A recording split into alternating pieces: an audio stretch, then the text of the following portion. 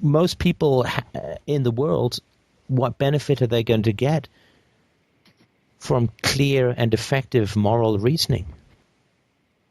Yeah. I mean, see how many what- people want to voluntarily enter into a conversation where they get defined as immoral?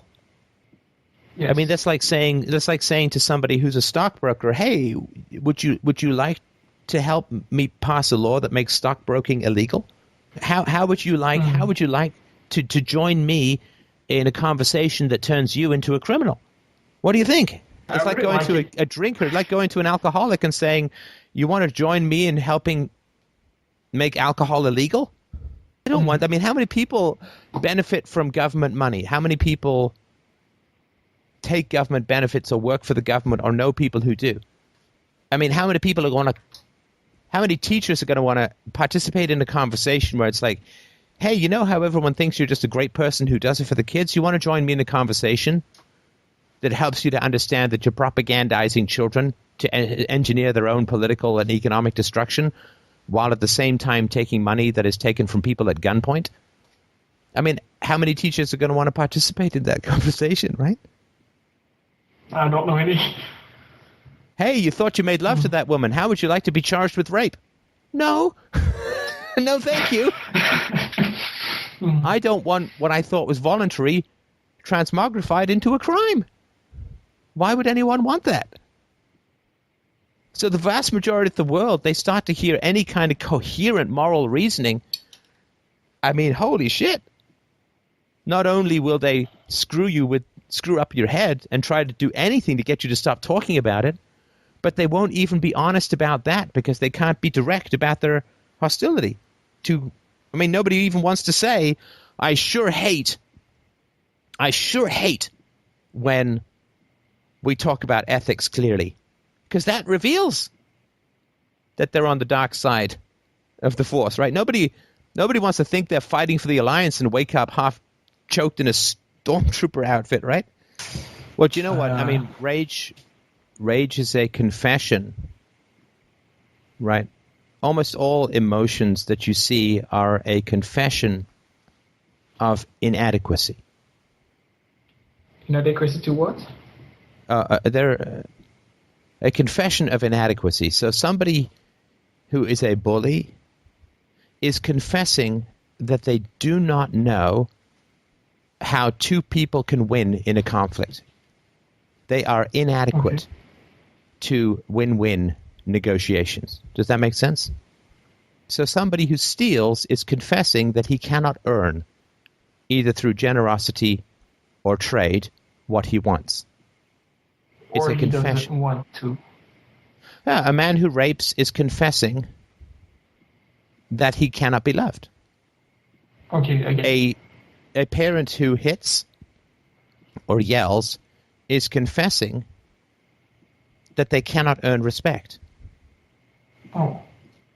A politician is confessing that he cannot convince people, therefore he must use force. All who lobby the state are confessing that they cannot convince people, therefore they use the power of the state to enforce their will. All brutality, all aggression, all violence, all abuse, all force is a confession of inadequacy. I cannot earn love. I cannot earn respect. I cannot earn goodwill. I cannot earn sexual favors. I cannot earn influence. Force is failure. Force is failure. It is a confession of failure. It is a confession of inadequacy. You screamed at your brother and hit your brother because you could not imagine a world in which you and your brother could both get what you want. Either he gets what he wants and you're fucked, or you get what you want and he's fucked. And that tells me that you simply were never taught how to find mutually satisfying, win-win, happy, happy, joy, joy, big hug solutions to problems, right? Yes. So it is a confession of inadequacy. Right? From my part? Sure. Of Okay. course. Look, if you could have reasoned with your brother, and the silence was a confession of inadequacy earlier, right? Because you said you just sat on it and you bottled it up, right? Yeah. Why? Well, I Because didn't know you what to could do not with it. reason with him and find a win-win solution, right? Yeah. Well, I remember trying to do that, but never really worked. Yeah, listen, I'm not saying that you are a failure or you are inadequate in any fundamental way. What I'm saying is that if I scream incoherently, pretending to make sounds like Chinese, I am confessing that I cannot speak Chinese, right? To a Chinese person, it's like, what do you, I mean, those aren't even words, right? And if I use aggression and intimidation and brutality, I am confessing that I do not know how to create win-win situations. I do not know how to be empathetic with the person I am with, either because of my failing or their failing. It is a massive failure confession. It's a big flare saying, I'm inadequate, I don't know how to do something important, I'm panicked, and I'm failing fundamentally at everything that I think could be worthwhile in life. There's Okay. always desperation. There's always desperation in aggression and self-hatred. I mean, you weren't proud of what happened with your brother, right? You didn't think that makes me a great person. No, not at all. No, you didn't think, hey, you know, if I play back my wedding day in slow motion, it brings me to tears. It's such a beautiful day.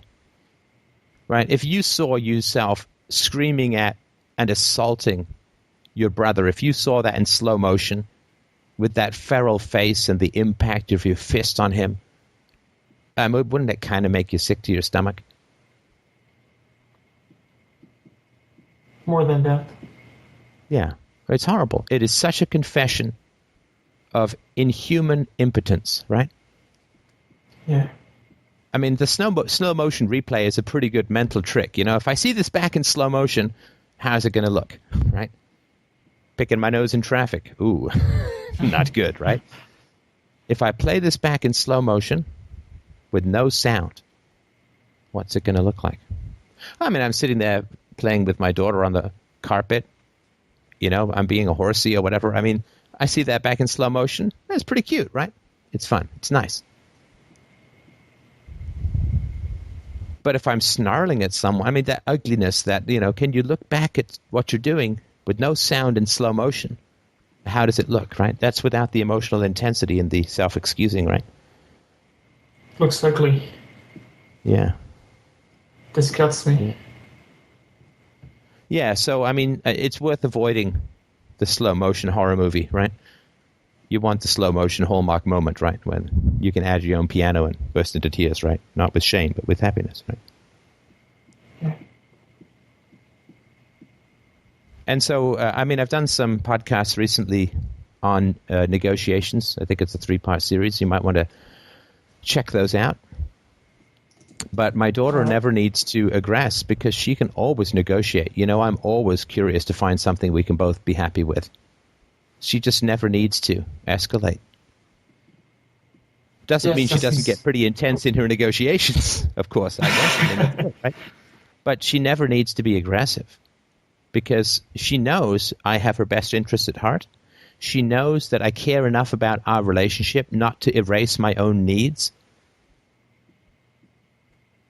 Right? I mean, you don't want someone having sex with you out of duty, right? I mean, you want them to have sex with you out of desire, love, lust, whatever, right? And you don't want people to self-erase around you because that's just sowing the seeds of the end of the relationship, right? Right. And my daughter knows that I will not self-erase, but I will not erase her. We'll find something that works for both of us. And That's right. I mean, I can't think of a time when we haven't. So she doesn't need to get enraged because she knows that we're going to find something. Now, she's not born knowing that, understand? She's not born knowing that. She's born scanning her environment, looking to see how conflicts are resolved, right? Mm-hmm. And that's something that I've taught her, and she's also taught me about it too. She comes up with very creative solutions to conflicts. But she's learning that, and I'm learning from her as well. But I taught her that initially, as did her mother, as has her friends, right? And if you weren't taught that, I'm incredibly sorry. I mean, you are tragically in the majority. I'm so sorry that you weren't taught that. I'm damn sorry that I wasn't taught that. In my family, it was the same damn thing. Either you grind them to powder or they grind you to powder. And when you're the younger sibling, you know which way the powder's heading, right? So I'm sorry that we didn't learn that as kids, but it's not too late. Yeah, I know. I mean, you didn't say, when I said the slow motion thing, you didn't say, yeah, it's pretty funny. You said, that's pretty horrible, right? Yeah. So it's not too late. I mean, I wasn't raised with Mandarin. I don't speak Mandarin, right? I would really try working on trying to figure out how to negotiate in a way that you can win-win. And, if there are people around you who don't really know much about that, then maybe you can teach them that or invite them in to learn about all that kind of stuff. But I think it's really important. I mean, you can't have sustainable win-lose relationships. I mean, you just can't, any more than you can serve shitty food at a restaurant and expect to stay in business. There just aren't that enough masochists in the world, right? The very nature of that relationship will bring it down. Yeah.